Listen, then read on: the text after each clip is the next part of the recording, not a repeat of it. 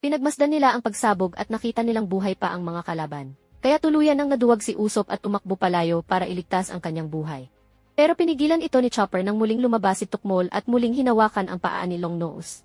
Kaya natakot ang mga duwag sa maaaring gawin ng kalaban. Sabi ni Tukmol na pinatay na ni Crocoboy si Luffy na kinagulat ng dalawa. Pero ayaw naman itong paniwalaan ni Usopp at sinabing imposibleng patay na si Luffy. Dahil darating ang araw na ang captain ang kikilalaning King of the Pirates. Pero pinagtawanan ng dalawang kontrabida ang mga sinabi ni Usopp. Kaya lumakas ang loob ni Usopp at kanyang tinawag si Chopper at sinabi ang kanyang words of wisdom ng katapangan, subalit muli itong tinulak ni Miss Mary Xmas at binangga sa pader. Pero hindi pa nakontento si Tukmol at hinila ito kay Mr. Four sa kabinater ang ulo ni Longnose at naka-home run. Kaya nag-alala si Chopper habang dugo ang bumabagsak ang katawan ni Longnose mula sa ere. Pero nakita ng reindeer na hindi pa sumusuko si Usopp at bumangon sa natamong atake. Nagulat ang mga kontrabida nang makitang nakatayo ang duguang si Usopp. Naniniwala pa rin si Usopp na buhay pa si Luffy at ito ang nagbibigay sa kanya ng lakas para lumaban. Kaya naghanda na sa pag-atake si Miss Merry Christmas at si Mr. Four. Nag-transform na rin ang reindeer sa kanyang tinatawag na horn point. Muling hinawakan at tinulak ni Tukmol si Longnose. Kaya sinabi ni Usopp kay Chopper na sumunod na lang sa kanyang likuran na agad ginawa ni Choppy. Malapit na si Usopp sa sinto-sinto na nakahanda ng pumalo. Pero ginamit ng sniper ang kanyang smoke star, kaya nagkaroon ng smoke screen. Tinanggal ni Usopp ang kanyang sapatos at tumalon habang sinabi kay Chopper na siya na ang bahala. Kaya binuhat ng reindeer si Miss Merry Christmas papunta kay Mr. Four. Dahil makapal ang usok kaya si Tukmol ang napalo ni Mr. Four at naka-home run. Tinawag ni Usopp ang sinto-sinto habang gumawa ng combo attack sila Usopp at Chopper. Pinakawalang niya ang tinatawag niyang Hammer Comet at tumama ito sa sinto-sinto. Bulagta ang mga kontrabida na may kasamang sweet dreams. Nakapagluwa ang aso ng bola at sumabog ito sa kanila, kaya sila ay na-triple kill. Nagawang matalo nila Usopp at Chopper ang dalawang opisyal ng Baroque Works. Samantala nilapitan ng prinsesa ang mga kawal at pinag-utos na idala siya ay Lord Jaka ang commander. Habang si Mr. Two at Sanji ay patuloy sa kanilang pagpapalitan ng pag-atake. Tas ang laban ng dalawa at parehas nagtatamaan sa face, at hindi napigilan ng isa't isa ang natamong atake at parehas na tumalsik kaya tabla ang first round.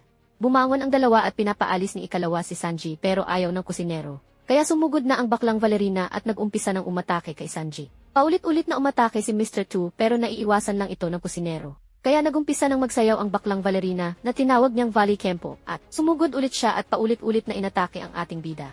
Pero hindi nagpatalo si Sanji at nagpamalas ng dodging at kicking skills. Paulit-ulit siyang sumipa na kala mo ay pumapalo ng 2-4-2 sa kalaban. Subalit sinabayan naman ito ni Mr. Two at nag-cross leg ng paulit-ulit. Nagpakawala ang dalawa ng malupit na pag-atake at nagkasubukan ang lakas ng kanilang sipa. Pero tulad ng first round parehas na tumilapon ang dalawa at tabla ang second round. Parehas na naiinis ang dalawa dahil sa nagiging resulta ng kanilang laban. Kaya muling bumangon ang dalawa para umpisahan ang third round ng kanilang laban. Pinagyabang ni ikalawa ang kanyang ability na kaya niyang magpalit ng face. Naunawaan naman ni Sanji ang plano ng baklang Valerina. Nagpalit ito sa hawig ni Usopp pero sinipa lang ito ni Sanji kaya tinawag siyang walang puso ni ikalawa. Sabi ng kusinero na walang silbi sa kanya na kahit kanino pa mag-transform si Mr. Two.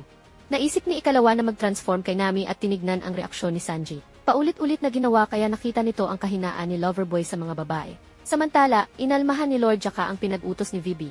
Sabi ni Vivi na huwag mong isipin na dahil dito ay mawawala ang kingdom. Dahil ang kingdom ay ang mga mamamayan ng Alabasta. Kailangan lang natin na kunin ang kanilang atensyon at ako na ang bahala pagkatapos nun kaya pasabugin mo na ang palasyo. Nagulat si Lord Jaka sa pagiging desidido ni Princess Vivi. Kaya nagbigay galang ito at sinabi na gagawin niya ang pinag-utos ng prinsesa. Samantala, umaatake si Sanji pero natitigilan ito kada makikita niya ang face ni Nami. Ginamit ito ni Mr. Two para makapag-take advantage kay Sanji. Bumangon ang kusinero para manakit pero natigilan muli ito. Dahil hindi magawang sipain ang cute face ni Nami. Paulit-ulit siyang nahuhulog sa patibong kaya nagugulpi ito ni Mr. Two. Bumangon si Loverboy at muling umatake pero nagpalit muli ng anyo si Mr. Two kaya natigilan si Sanji at tinamaan ng bumerang lash ng baklang Valerina. Samantala, kinumpirma ng mga kawal ang hindi kapanipaniwalang plano na pasabugin ang palasyo. Kaya si Vivi na mismo ang nagsabi na gawin na ang plano. Hinahanap naman ni Zoro kung saan direksyon pumunta si Nami. Habang si Nami ay pagod na sa pagtakbo pero patuloy pa rin siyang sinusundan ni Mr. One at Miss Double Finger. Sumugod na si Mr. One sa likuran ni Nami pero dumating si Zoro at sinalag ang ataking tatama kay Nami. Pero nahiwa ang gusali sa lakas ng atake na pinakawalan kalaban. Inatake ni Zoro si Semipanot at sinalag naman ito gamit ang kanyang braso.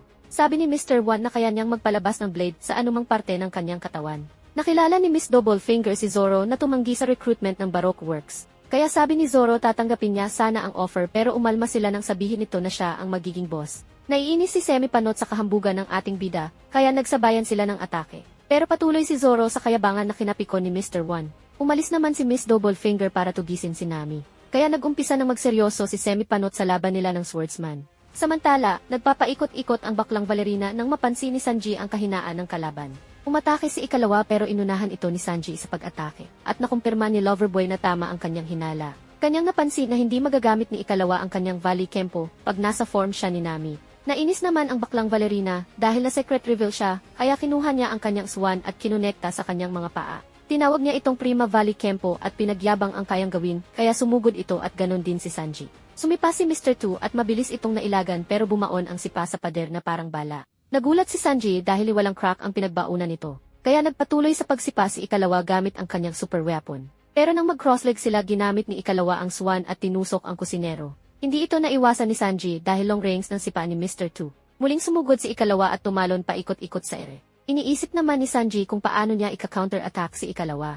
Kaya nang sumipa ng kalaban ay tumalon siya para mag-counter-attack. Nagpalit ng face si Mr. Two pero sabi ni Sanji na merong langaw sa kaliwang pisngi ng kalaban. Kaya hinawakan ni ikalawa ang kanyang left cheek at nag-transform ito pabalik kaya sinipa siya ng kusinero at napahalik sa lupa. Hindi ito tinigilan ni Sanji at nagpatuloy sa kanyang pagsiparito. Pero sinabayan siya ng atake ng baklang Valerina at tinamaan ng long range kick. Subalit nagpatuloy lang ang kusinero sa pakikipalitan ng atake kay Mr. Two. Hanggang sa nagkatamaan at parehas na bumagsak at tabla ang round 3. Pero agad na bumangon ang dalawa at inumpisahan ang final round at nagpatuloy sila sa pagsipa sa isa't isa. Hanggang nagkatamaan ulit sila at tumalsik na naman at saka inindan ng dalawa ang natamong atake at nagsuka. Parehas na hirap tumayo ang dalawang kickmaster nang muli silang umatake at mukhang magpapalitan na ng final blow. Unang bumagsak si Sanji sa mga damage na kanyang nakuha at napasigaw naman si Mr. Two at nagpaikot-ikot dahil sa aftershock ng sipa ni Sanji at tumilapon sa pader. Bumangon ang cool na kusinero sa Bayoshi muna, samantala tinanggap ng baklang Valerina ang kanyang pagkatalo. Kaya hiniling ni ikatlo na tapusin na siya ni Sanji, pero inabot ng cool na kusinero ang kanyang kamay at sinabing it was a good fight. Inakala naman ni Mr. Two na it was a sign of friendship na. Pero sinipa ulit siya ni Sanji at nagpaalam na sa baklang Valerina. The One Piece is real! To see more, just press the subscribe button to be notified by YouTube.